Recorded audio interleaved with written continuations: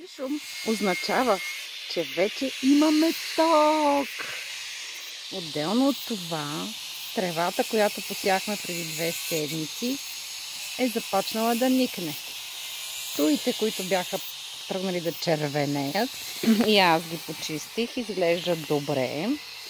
И да се надяваме, че така ще си останат. Ще ги натуря след малко. Цветята също изглеждат добре.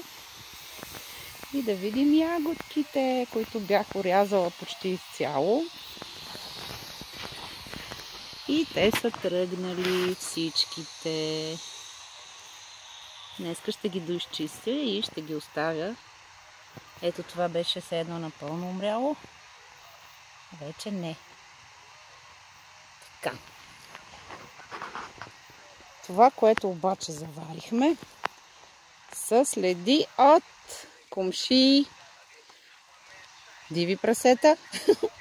Понеже нямаме ограда, са ровили като за световно първенство. Ето тук, където се предполага, че е водата. Да, иначе озеленяването ни върви с бясна скорост. Да. Жицата. Жицата, жицата, жицата, жицата. Опа! Стълба. Преместили са таблото. И сега екшън.